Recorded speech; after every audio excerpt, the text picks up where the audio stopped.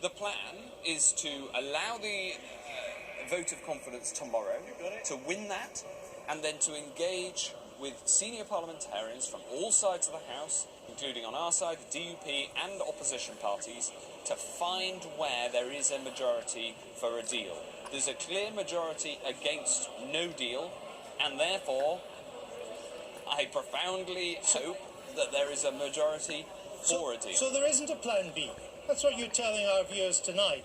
Although this defeat was widely forecast and widely foreseen by everybody, it would seem, except people like you and 10 Downing Street, there is no plan B. You're simply going to talk to other people. You don't have a plan B. Yes, I've just laid out the plan very, very clearly. No, that's a process. What would be the substance of plan B? What would need to change in the agreement for it to be a plan B?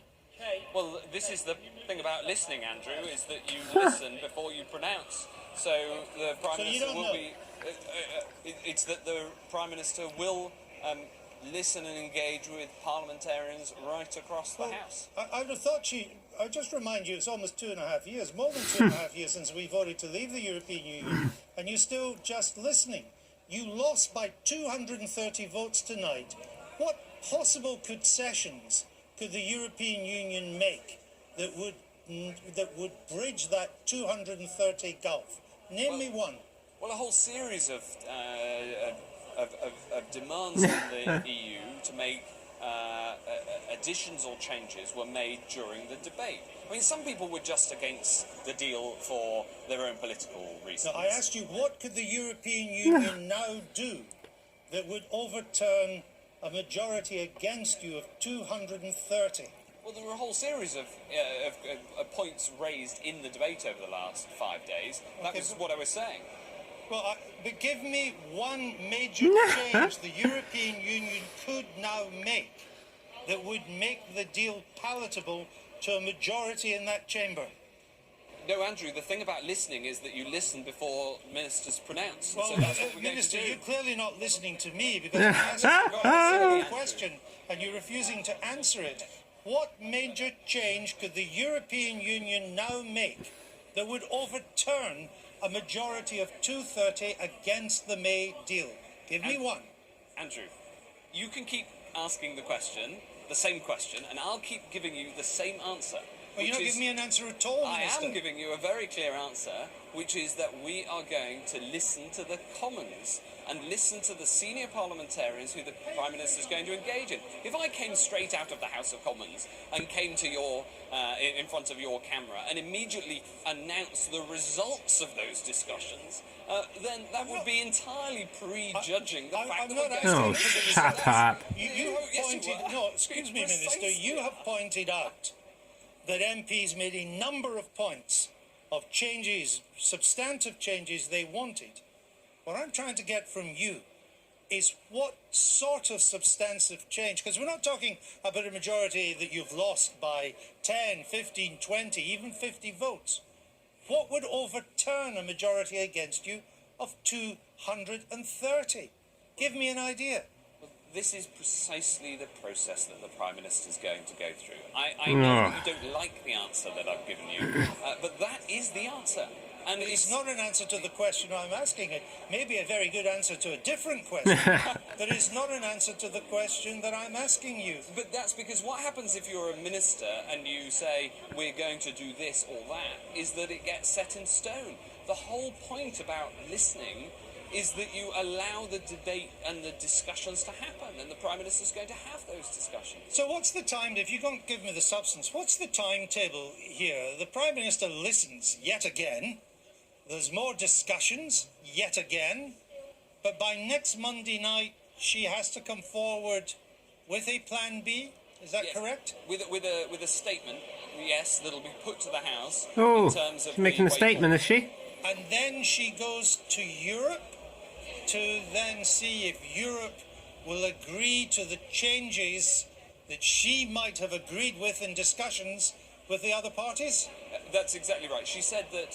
She said very clearly in her statement that she will entertain proposals that are potentially negotiable.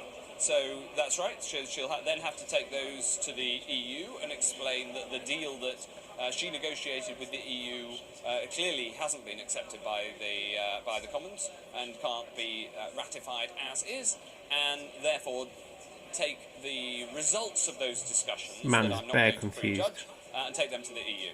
So we are now talking about not clarifications or reassurances. We're talking about reopening the agreement negotiations. We're talking about reopening what's already been agreed. Well, clearly, what's already been agreed with... It's not very clear, you mug. ...been agreed with the House of Commons. And the deal for leaving the EU has to be agreed with both. And I think it's unfortunate. I wish the vote tonight had gone in the government's But we are favour, talking about reopening the agreement. Is that correct? The Prime Minister will judge what is potentially negotiable. She said that she'll have discussions on the basis of proposals that are potentially negotiable. Well, if you're going to negotiate, that means you're reopening the agreement or going to attempt, aren't you right? Well, of course there's going to have to be changes. Of course there have. So you will have to change the agreement that 51 days ago your government agreed with the EU. Well, clearly we made the withdrawal agreement and the future relationship. We made those agreements with the EU. But you want to reopen them now? Well, we clearly have. You have to.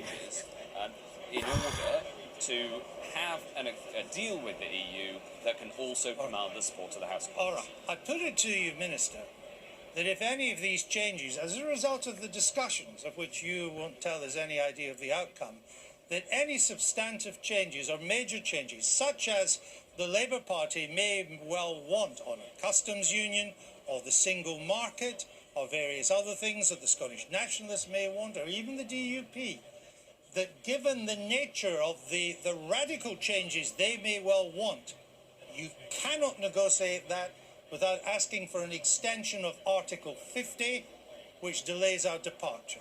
Are we agreed? No, I don't think that's that's the case at all. No, because the EU is very good at negotiating down to the wire and negotiating fast where necessary. But you're asking to reopen the agreement. Surely that will take No, he longer. made a stinker. Well, clearly, the changes to the deal that we've just put to the Commons on loss Backtracking, are we? going to have to be negotiated with the EU. But Do you rule out the extension of Article 50? that's not what I want to see. I want to see us delivering on Brexit on the 29th I know you don't want to see it, but I ask you, do you rule it out if it's necessary to get a new agreement or revise the existing one?